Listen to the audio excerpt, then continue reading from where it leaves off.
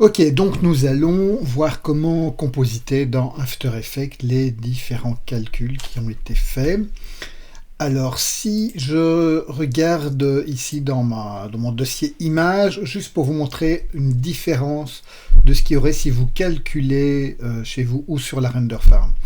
Si vous calculez chez vous, que vous utilisiez le batch ou le render séquence de Maya, comme ce que je pense que je vous ai sans doute montré.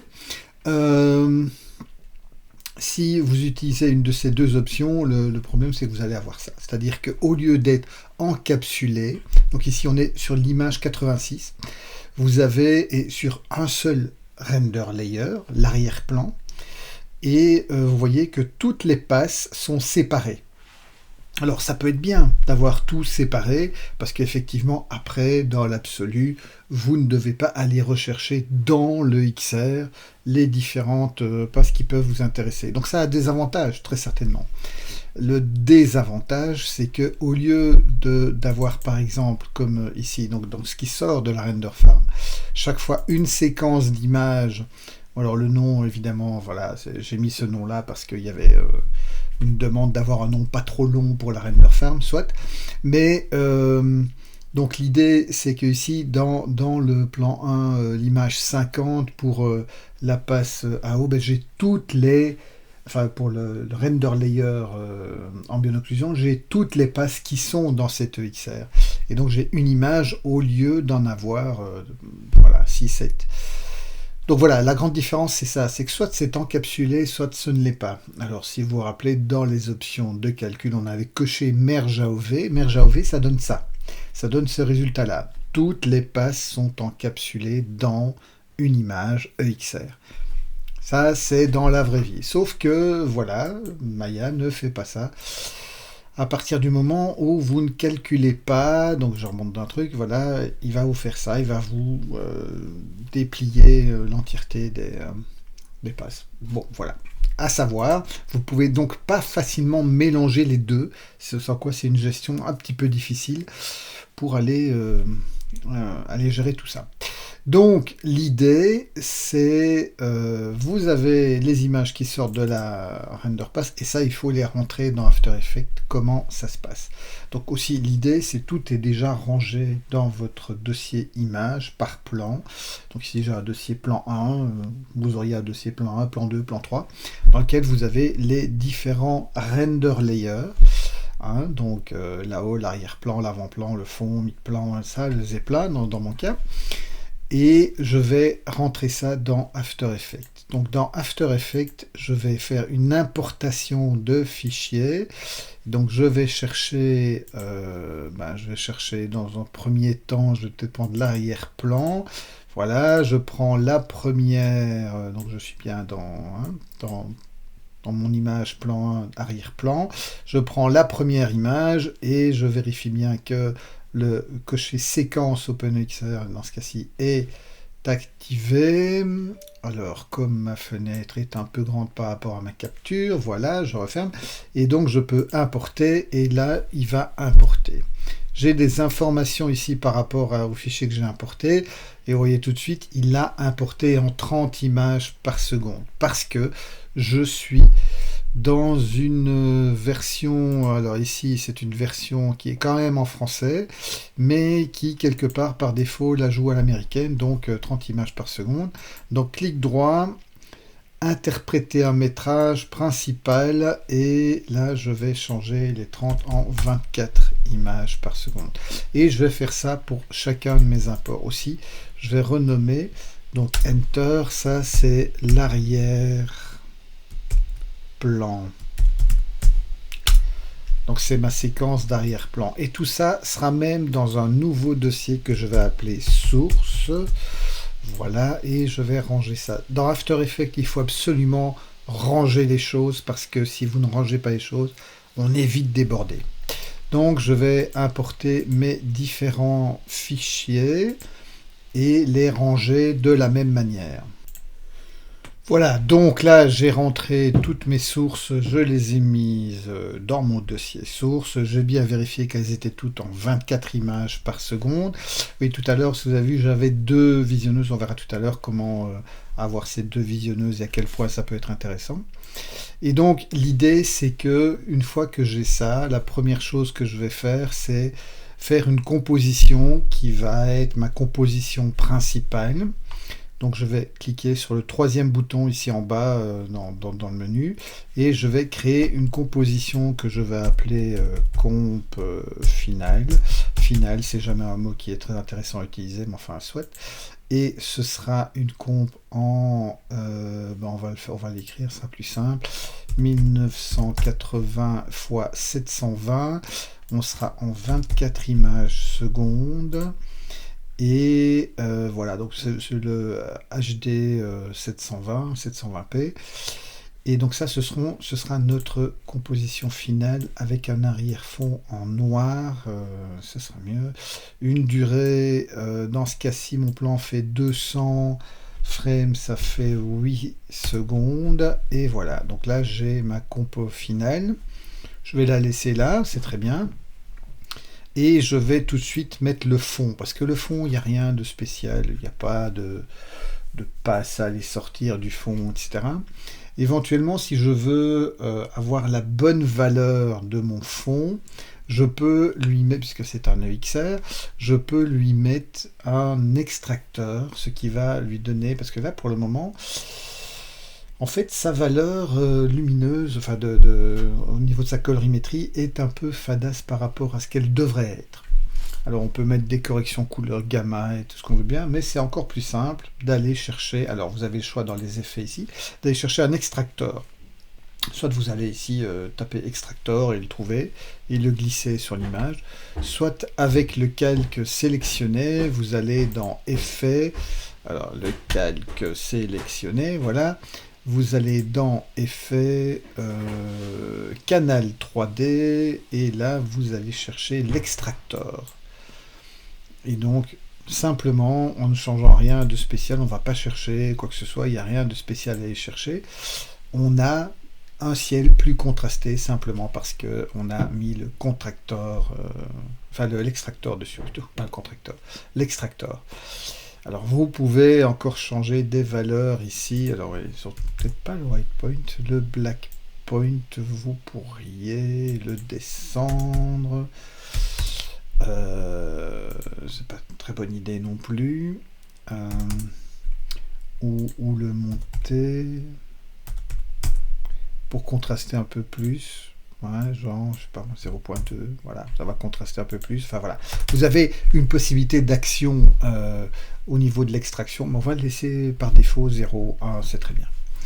Ok, donc, on verra plus tard, peut-être on jouera là-dessus sur d'autres passes.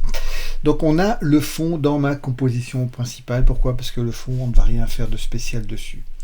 L'arrière-plan, ça va être un peu différent. Donc je vais lui faire sa propre composition, qu'on va appeler une pré-comp, parce que After Effects, ça joue beaucoup sur les pré-comp.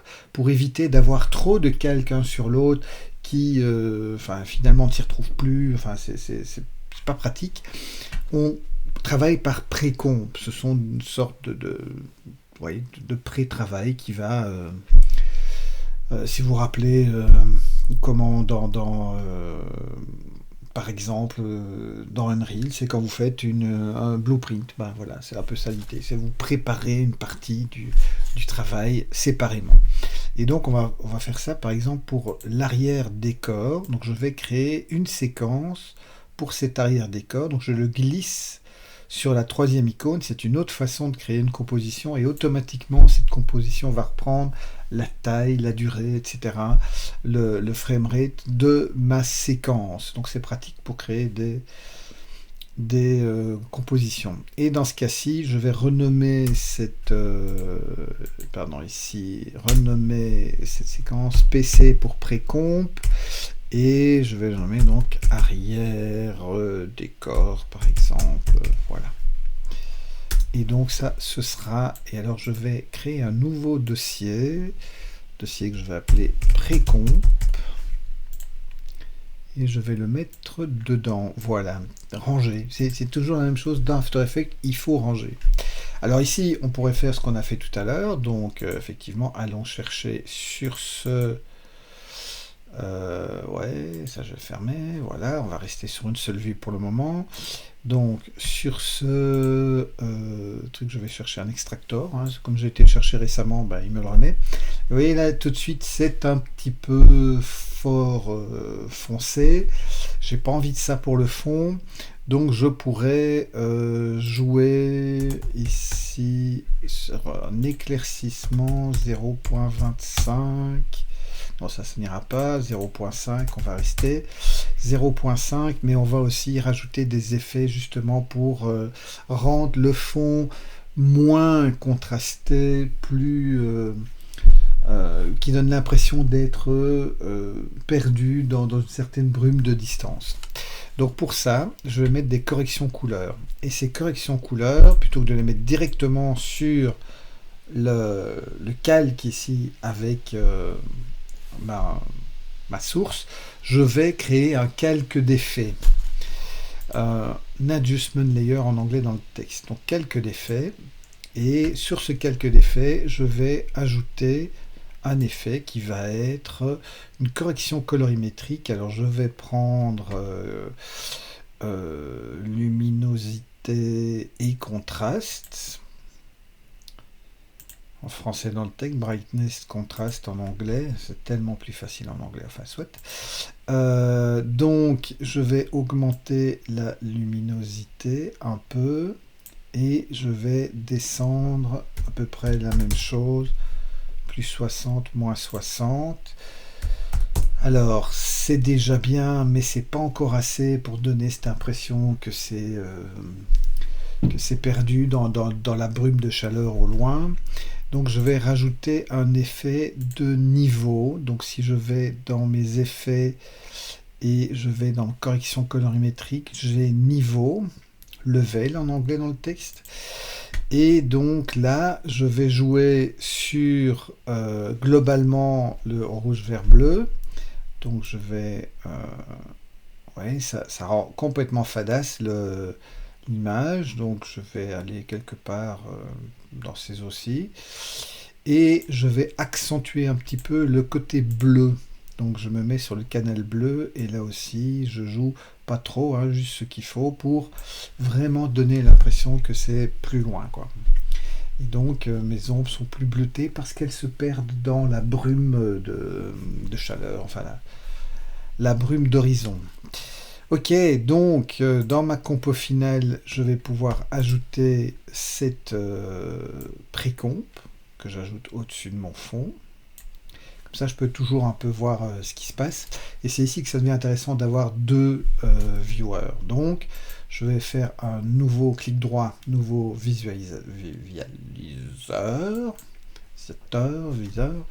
Et ici, ça va être ma compo finale. Et donc, elle est lockée en compo finale. Là, par contre, elle est ouverte dans le sens où dès que je clique sur un calque ici, enfin sur un... C'est pas un calque, sur un onglet de mes différents gestionnaires de calque, ici en dessous, et bien dès que je clique sur un de ces onglets, ben c'est cet onglet-là que je vois dans cette vue. Ce qui me permet de travailler sur cette pré-composition et de voir le résultat final dans la composition finale. Ok, donc je vais faire ça avec l'ensemble de mes sources, en tout cas. Par exemple, je vais créer maintenant pour le mid-décor, je vais créer aussi une pré-comp.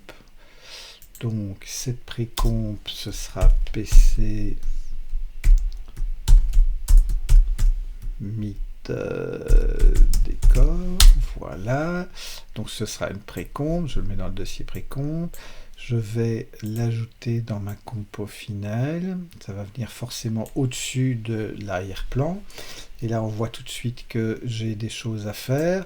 Donc ici, pareil, je pourrais un petit peu rendre ça un peu plus intéressant. Bon, ici, le truc, c'est que je trouve que ça manque un petit peu au niveau de la densité de l'ombre, etc. Donc on va un peu travailler ça. Donc sur mon, pour le moment, j'ai pas encore mis d'extracteur sur la chose. Donc vous voyez que c'est pas terrible. Donc je vais aller chercher déjà donc dans mon canal 3D l'extracteur. Donc ouais, là c'est beaucoup trop. Donc on va et ça va donner quelque chose de pas vraiment super génial non plus, 0.5 peut-être. Donc là c'est bien, j'ai de l'ombre qui réapparaît. Ici c'est intéressant, mais par contre c'est un peu dense, quoi. Donc il faut que ce soit moins dense que ça. Donc on va encore jouer sur le level de la même manière. Donc je vais ajouter un effet, donc correction colorimétrique niveau. Et je vais descendre pour rendre la chose. Alors il faut que ce soit moins fort que le fond, mais il faut que ce soit quand même. Donc quelque chose comme ça. Et on va aussi jouer sur le bleu. Où je vais légèrement, mais c'est toute une histoire de nuances. Alors quand je veux voir l'effet avec et sans, si je clique sur le petit FX, je peux voir avec et sans. Vous voyez que quand même le niveau fait quand même quelque chose, et si j'enlève l'extracteur, on voit que ça fait beaucoup aussi. Donc voilà, donc j'ai mes deux effets. On verra si après on va faire d'autres corrections colorimétriques. On va voir une fois qu'on aura l'ensemble, mais là on a déjà effectivement bien une nuance. Et éventuellement celui-là me paraît un peu trop dense et il faudrait que je puisse agir sur lui et sur lui uniquement, parce que là le contraste ici il est trop fort, c'est distrayant. Donc on va un peu essayer de minimiser ça. Donc je vais rajouter un calque d'effet. C'est vrai qu'ici je n'ai pas utilisé l'effet, je l'ai fait directement, le niveau je l'ai fait directement sur le calque. Je vais rajouter un calque d'effet, donc sur lequel je vais faire un effet de correction couleur. Comme on fait énormément, ça va être énormément de la correction couleur. Et on va toujours rester un peu dans le même genre d'effet. On va utiliser luminosité, contraste. Donc si je descends et je ne m'intéresse que à ça, donc je regarde l'effet ici et après on va filtrer pour que ce ne soit que sur lui. Donc je vais augmenter sa luminosité, ouais, et descendre un peu son contraste. Alors, donc je ne me tracasse pas d'ici, je ne regarde que ça. Alors je pourrais aussi diminuer un peu sa saturation. Donc je vais faire un effet color, je vais chercher de la saturation, donc la teinte saturation. Donc ce qui m'intéresse c'est au niveau de la saturation globale, je vais descendre un petit peu, voilà, quelque chose comme ça. Et donc l'idée c'est que ça n'agisse que sur lui. Donc il faut que je filtre cet effet de calque d'effet, que je le filtre sur base d'un masque qui va isoler ce bloc-là. Donc je vais aller chercher dans mes différentes sources.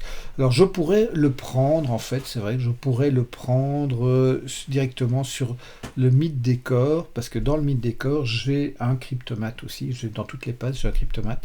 Donc je peux prendre le Meet Decor, remettre le Meet Decor au-dessus. Et là, au lieu de mettre un extracteur, je vais aller chercher, donc dans les effets, canal 3D, je vais chercher un cryptomate. Et vous voyez qu'un cryptomate, ça donne une couleur à chaque objet qui sont dans cette passe. Et notamment, j'ai cet objet-là qui m'intéresse. Donc si je clique sur cet objet, ça en fait potentiellement un masque. Pour être sûr que ça devienne un masque, je vais aller dans les options ici de Output et je vais choisir Matte Only. Donc là, ça devient vraiment un masque. Pour que je puisse utiliser ce masque sur le calque qui est en dessous, il faut que je sois non plus dans ces outils-là, mais dans les options, les autres options disponibles. Donc si je clique sur le bouton ici qui est un toggle entre les options et les modes, là on est dans les options, là je vais être dans les modes. Et donc quand je suis dans mes modes, je peux en fait aller dire voilà, ici, ce calque d'effet va prendre comme masque le calque qui est au-dessus. Enfin, c'est toujours le calque qui est au-dessus, donc dans After Effects, il faut toujours que le masque soit au-dessus. Et donc ici, je mets toutes ces corrections que j'ai mis sur mon calque d'effet ici, toutes ces corrections sont filtrées par le masque qui est généré au-dessus.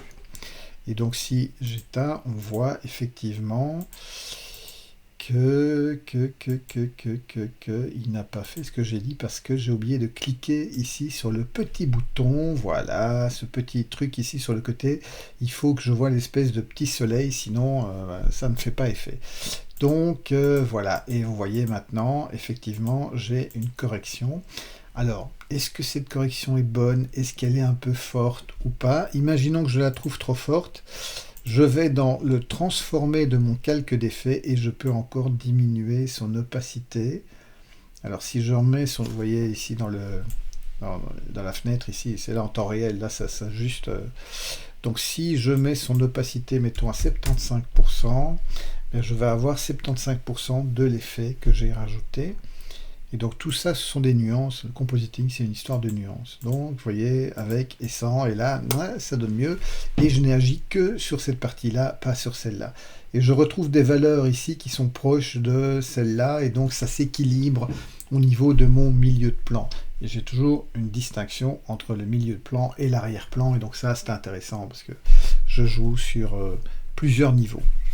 Ok, j'ai fait le milieu de plan, je vais faire, là, je vais faire le zeppelin. Donc le zeppelin, je vais lui faire aussi sa compo, même si on va peut-être pas faire énormément de choses sur ce zeppelin. Donc je vais lui mettre son extracteur, donc dans les effets, canal 3D, extracteur, comme ça j'ai ses couleurs. Et chaque effet peut aussi, comme on a vu avec l'atténuation, hein, l'opacité, je peux aussi atténuer l'effet de mon extracteur, parce que ici par exemple je trouve que ça contraste mais peut-être un peu trop, donc je vais mettre l'opacité de l'effet à par exemple 80%. Et donc vous voyez que ça fait un peu moins l'effet que ça devrait faire. Donc si maintenant je reviens dans ma compo, ah oui, je vais renommer parce que là pour le moment j'ai fait les choses à moitié. Donc ça va être PC Zeppelin underscore, voilà. Et ce sera dans mes précompes, et je vais mettre cette précompe dans ma compo finale au-dessus de mon mic décor. Et donc on voit ici que j'ai, alors je vais revenir sur mon PC, voilà, comme ça là j'ai mon truc, et ici on voit le résultat final, comme ça ça sert à rien d'avoir deux fois la même chose. Donc j'ai ici mon zeppelin, et effectivement on voit que si j'augmente l'effet, ça va contraster un peu plus, et que finalement 80 ça donne un peu plus de radiosité, si on veut, de lumière réfléchie sur la chose. Alors je pourrais aussi m'amuser à faire un effet, genre l'influence du sol qui est plutôt orangé. Je pourrais accentuer l'influence du sol sur l'ensemble ici. Par exemple, si je fais un calque d'effet, donc hop, que sur ce calque d'effet, je vais faire ou bien non, plutôt qu'un calque d'effet, je vais faire autre chose. Je vais éteindre, on va laisser ce calque d'effet au cas où. Je vais faire plutôt un calque normal, donc un nouveau solide. Ce solide, je vais aller chercher la couleur ici de mon béton, de ce sol là, ok, voilà. Et en fait, je vais créer un masque sur ce calque. Je vais créer un masque avec l'outil plume qui est là. Donc on fait un masque, voilà, hop, à chaque fois je clique. Alors ce masque, il faut qu'il ait, donc ce masque il s'ajoute dans mes effets, au-dessus des effets en fait. sont des masques, et ce masque, ce serait bien s'il avait un bord un peu flouté, mais sérieusement flouté, et donc je vais sérieusement le flouter. Donc c'est le contour progressif du masque. Je vais mettre 500, ouais, c'est peut-être un peu beaucoup,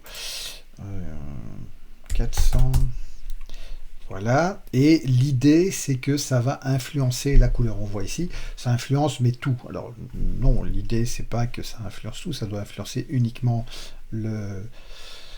Comment... ça ne doit influencer que mon zeppelin, voilà, j'arriverai à le dire.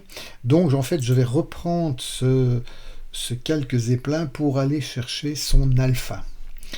Donc je vais le dupliquer, CTRL D, je le prends, je le mets au-dessus, parce que, encore une fois, dans After Effects, tous les masques doivent agir au-dessus, et je ne veux pas le voir, donc je le cache, mais je veux que mon calque de couleur là que je viens de faire l'utilise comme masque, et ici, dans ce cas-ci, l'utilise au niveau de l'alpha. Et vous voyez, maintenant, ça n'agit plus que sur le truc. Alors évidemment, l'effet est tout à fait exagéré, on va pas le laisser comme ça, mais c'est l'idée que je découpe par l'alpha de mon zeppelin, je découpe cet effet de colorisation. Alors, juste un truc à voir, c'est quand mon truc augmente ici, peut-être que mon masque, lui, doit aussi bouger et remonter, parce que si je regarde ici au départ, mon masque, il va quand même jusqu'au toit, là, hein. Donc il faut garder l'idée que ce masque va jusqu'au toit. Donc je peux animer le tracé du masque. Donc je vais avancer. Alors je vais me zoomer. Donc quand je suis ici, on voit donc j'ai le masque qui arrive plus ou moins juste au-dessus du cockpit là. Donc quand j'arrive ici, il devrait être plus bas. Donc je vais revenir en mode de sélection. Sélectionner les deux points qui sont là. Alors, les deux points qui sont là, voilà, et les descendre un petit peu. Donc, il me met une clé automatiquement. Et puis, quand j'arrive ici, je vais remonter un petit peu. Voilà. Et puis, quand j'arrive là-bas, à la fin, je dois remonter. Hop, hop, hop. Non, pas rotation. Allez.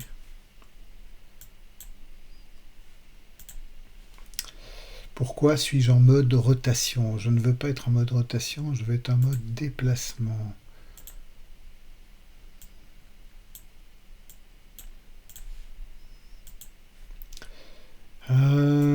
Non, pas rotation, déplacement. Donc théoriquement, qu'est-ce que j'ai fait pour être en mode rotation? J'ai dû utiliser un raccourci que je n'aurais pas dû utiliser. Donc je vais... voilà, enfin, dans l'absolu, c'est pas grave. Mon masque, elle est quand même plus bas. Mais normalement, je ne devrais pas être en rotation. Ok, donc... j'ai animé la position de mon masque, voilà. Maintenant, le tout, c'est de voir un petit peu comment cet effet de colorimétrie va jouer, et surtout, je vais jouer sur son opacité, parce que là, elle est beaucoup trop importante. Mais déjà, son masque de fusion. Donc, masque de fusion, c'est ce truc-là, ce mode. Donc j'ai plusieurs modes possibles. L'idée c'est que ça vienne éclaircir ou que ça vienne faire quelque chose. Je ne sais pas, éclaircir, incrustation.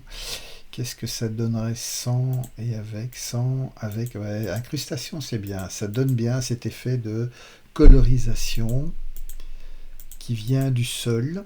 Et alors on va le mettre peut-être à 75%. Et donc ici, voilà. Et donc là, tout d'un coup, j'ai une sorte de radiosité qui vient du sol. Si je regarde ici, voilà. Donc, avoir cet effet-là en 3D, c'est possible. J'aurais pu l'avoir, mais ça m'aurait coûté un temps fou de calcul que ici, en 2 clics, voilà, je l'ai juste un masque. Donc, ce petit quelque chose, là, ça fait son effet, et ça va faire son effet jusqu'au bout. Voilà, ok, me reste à m'occuper de l'avant-plan, et j'ai envie de jouer sur sur une profondeur de champ de la... Enfin, de changement de point de vue, etc., entre le fond et l'arrière-fond, etc. Donc je vais aller chercher mon avant-plan et je vais aussi créer sa précomp. Donc PC avant-plan et que je mets dans mes précompes, et ce PC avant-plan va dans ma composition finale en avant-plan forcément. Alors ici aussi on peut s'amuser à faire quelques colorisations. Enfin déjà on peut lui faire ou pas avoir son effet extracteur. Oui non pardon, pas sur le compo final, mais dans son calque à lui. Donc voilà, ici, pardon, effet extracteur. C'est un peu dense, alors on va pouvoir atténuer cet effet. On va le mettre peut-être pas à 100%, mais à 50%. Ouais, on pourrait peut-être même être à 35%, voilà. Et en même temps, ce que je pourrais faire, ce que je n'ai pas encore trop joué jusque maintenant, c'est jouer avec les normal maps. Donc l'idée c'est que si je duplique, je vais dupliquer ce calque, et sur celui-là, je vais donc comme je lui ai déjà mis un extracteur, donc il a son truc. Alors simplement dans ces options aussi, je vais le remettre à 100%. Et je vais aller chercher les normales. Alors les normales, vous voyez qu'il y a 3 couleurs qui se mélangent, le rouge, le vert, le bleu. X, Y, Z, rouge, vert, bleu. Et donc si je prends par exemple la lumière verte par ici, donc c'est le Y, donc je vais prendre le Y que je vais mettre partout sur les 3 canaux. J'ai une image noir et blanc mais qui donne une direction de lumière. Et l'idée c'est que je pourrais me servir de ça pour faire un effet de rééclairage, si on veut, de mon personnage. Donc encore une fois, si je veux faire un effet et me servir de ça comme masque, parce que là je pourrais commencer à jouer sur lumière vive par exemple, machin, ou des choses comme ça, mais ça marche pas trop bien. Donc je vais laisser ça en normal, hein. Noir et blanc, on va pas laisser non plus en noir et blanc, donc je vais pour le moment l'éteindre. Je vais juste rajouter un calque d'effet entre les deux, donc je vais dans mes calques nouveaux, calque d'effet, sur lequel je vais jouer sur une correction colorimétrique, soyons simples, luminosité, contraste, et je vais augmenter la luminosité. Donc vous voyez ici, ça augmente bien, mais l'idée c'est que ça n'augmente pas partout, et peut-être même augmenter un peu le contraste. Alors que ça n'augmente pas partout, mais que ça n'augmente que en façon du filtre qui se trouve là-bas. Donc ici, je vais chercher l'avant-plan, c'est la luminosité qui m'intéresse. Et donc si maintenant je cache cet effet, eh ben, on voit avec et sans, et on voit que ça ramène un petit peu de dynamisme dans cet avant-plan avec des lumières ici. Alors 124, c'est peut-être un peu beaucoup, essayons de 90. Faut pas exagérer non plus, il faut pas trop brûler non plus la main là, donc voilà, il est bien blanc la main. Soit, alors on pourrait aussi avec un cryptomate isoler la main et commencer à faire une correction couleur parce qu'elle est peut-être un peu trop blanche, voilà, il y a moyen de s'amuser. Mais on va rester simple. Donc l'idée c'est que maintenant j'ai ces différents plans et je voudrais jouer sur cette histoire de mise au point. Alors l'idée c'est que je suis d'abord net sur l'avant-plan et le reste est flou, et puis je viens net sur le zeppelin et le reste est plus ou moins net suivant l'endroit où il se trouve. Donc c'est à dire que le fond va rester toujours un peu flou. Donc je vais faire ça plutôt sur les précomptes que sur la composition finale, en mettant des masques et des trucs, ou en faisant sur les différents. Donc composition finale, je pourrais mettre un effet de netteté sur chaque précompte qui est là. Chaque précompte agit comme si c'était une séquence d'images, hein. Donc je peux faire tous les effets que je veux sur chaque précompte qui vient se rajouter ici. ça marcherait aussi, mais je ne vais pas le faire. Je vais aller dans mes, par exemple, mon arrière-plan ici, et là, je vais créer un effet. Donc, comme d'habitude, un calque d'effet. C'est toujours bien de passer par les calques d'effet comme ça, hein. Si jamais, bah, voilà, il suffit de le désactiver, et on peut tester. Enfin, cela dit, on peut toujours aussi désactiver un effet, hein, c'est pas. Donc, le calque d'effet, je vais ajouter comme effet dans le bruit, non, c'est pas le bruit, c'est le flou et netteté. Non, est-ce que c'est encore en français dans le texte? La caméra, où c'est ici? Flou d'objectif d'appareil photo. Ouh, en français, c'est vraiment géant. Donc, flou objectif appareil photo. Donc, flou et netteté. Pas habitué à travailler en français, moi. Donc, on a donc un rayon de flou, 3, ok, mettons, de 5 plutôt, ok, c'est bien. Et quelque part, ça va se passer entre 1 seconde et 1 seconde et demie plutôt et 2 secondes. Donc, je vais me mettre ici, je vais mettre une clé, donc en cliquant sur le petit chronomètre là. Et puis quand je serai à 2 secondes, ben, je serai à 1 dans le cas de mon background. Il restera un rien flou parce que la netteté sur le ballon ne veut pas dire la netteté sur le fond. Le ciel étant tellement loin, lui, il est d'office net. Donc, je vais avoir cette animation-là. Et je vais faire pareil sur les différents calques, à part que, enfin les différents précomptes, à part que, évidemment, sur mon mid décor, ça va être plus flagrant. Donc, ici, je vais rajouter un nouveau calque d'effet. Et je vais rajouter ce flou d'appareil photo. Voilà. Ici, quand je serai à 1,5, je vais mettre une clé. Quand je serai à 2, là, je serai à 0. Voilà. Alors, on va faire pareil sur le zeppelin. Zeppelin, je mets un nouveau calque d'effet sur lequel je mets cet effet de flou d'appareil photo. Donc, quand je suis à 1,5, il est flou. Quand je suis à 2, il n'est plus flou du tout.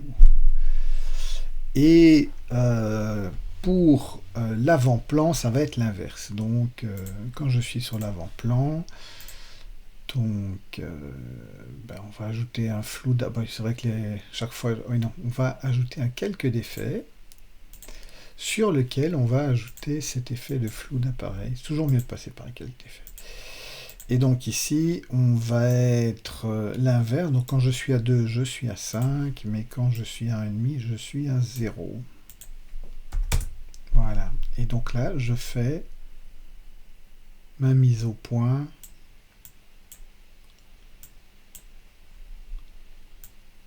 Et voilà. Et donc maintenant, si je joue mon animation, donc là, elle se met en cache, hein, la ligne verte là, c'est la mise en cache de l'animation. Eh bien, je vais avoir quelque chose qui fonctionne. Et donc, petit plantage plus tard, voilà le résultat qu'on a obtenu jusque maintenant. Donc, on a ça. Donc là, on pourrait voir que théoriquement, le fond pourrait être un peu plus flou quand on est en gros plan. Donc, en gros, on va reflouter entre 4,5 ici et la fin. Donc, ça veut dire que dans l'arrière-plan, puisque ça joue sur l'arrière-plan, là, on va se mettre à 5, on va remettre une clé.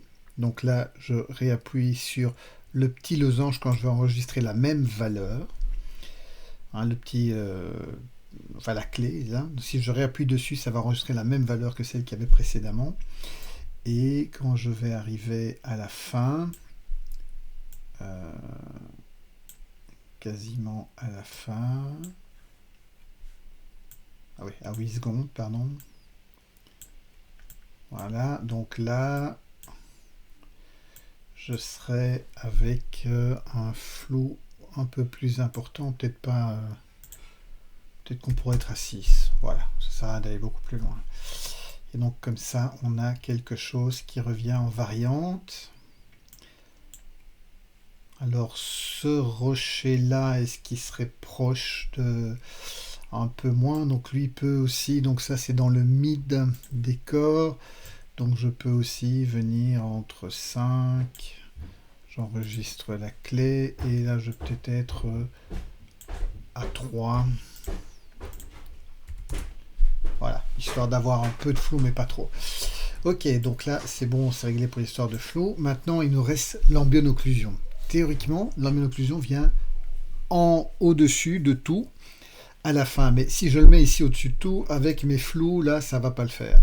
Donc je vais devoir mettre l'ambient-occlusion sur chaque précomp et chaque fois la faire intervenir avec le masque de, de l'élément qui est dans la précomp. Donc dans ce cas-ci, par exemple, le zeppelin.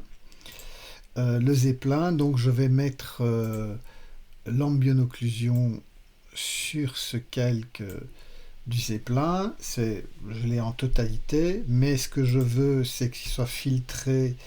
Donc je duplique ma première couche, je viens la mettre au-dessus et je m'en sers comme masque. Donc ici, il va aller chercher zeppelin.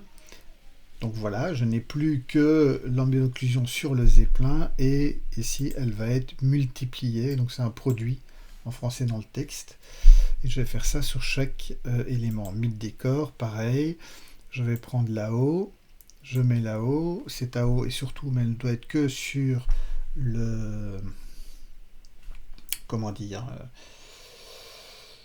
que sur le décor ici. Donc je vais le dupliquer, le mettre au-dessus. Ici, il va prendre l'alpha d'ici, voilà, et il va être multiplié en produit. Donc tout ça assombrit un petit peu l'ensemble de l'image, mais ça donne quelque chose qui est assez réaliste. Donc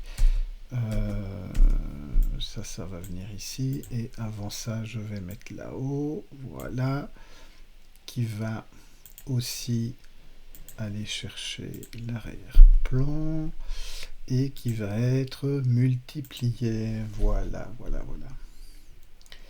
Alors la seule chose, c'est que tout ça, attention, doit être en dessous. Je vais mettre tout ça en dessous de mon effet de flou. Mon effet de flou doit agir. Ouais, il faut que je fasse attention à ça. Mon avant-plan, je vais voir ça après. Mid décor pareil, donc ça doit venir avant le flou. Le flou venant au-dessus de cet effet d'ambient-occlusion. Voilà, voilà. Il faut faire les choses dans l'ordre. Alors, pour l'avant-plan, on a aussi notre ambient-occlusion. Alors, pour l'avant-plan, ça va aussi venir en dessous de l'effet de flou. Et je vais faire pareil. Donc, je duplique, CTRL-D pour dupliquer. Et ici, je viens chercher avant-plan, voilà, et il est en multiplication, donc en produit. Voilà. Comme ça, j'utilise cette ambient-occlusion qui rajoute toujours un petit quelque chose. Si vous voulez voir l'effet avec et sans, et il y a un petit quelque chose au niveau des ombres qui est plus intéressant. Voilà, voilà. Donc là, on a quelque chose qui est finalisé. Sauvons surtout en version, donc ce sera ma version 3. Alors évidemment, vous allez sauver ça avec une nomenclature idéale, un nom, prénom, enfin, etc. comme d'habitude, histoire que je vous retrouve bien. Donc, vous allez calculer, donc calculer, j'imagine que vous savez déjà, mais donc vous allez dans... oula, en français dans le texte, mon Dieu. Comment ça marche encore en français dans le texte? C'est ajouté à la file de rendu. Ah. en français dans le texte. Non, non, non.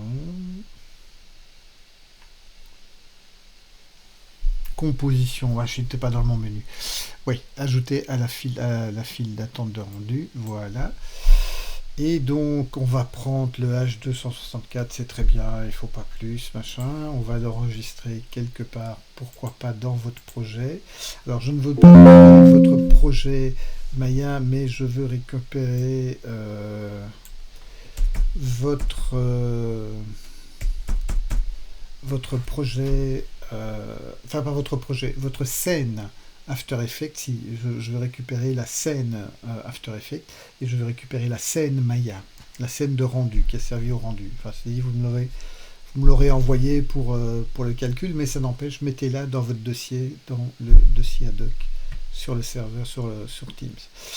Donc j'enregistre, alors vous mettrez une nomenclature un peu plus intéressante, voilà, et vous lancez le calcul qui ne devrait pas prendre excessivement de temps, enfin quoique, ça dépend un peu de votre machine et de vos différents, vous faites ça pour les différents plans.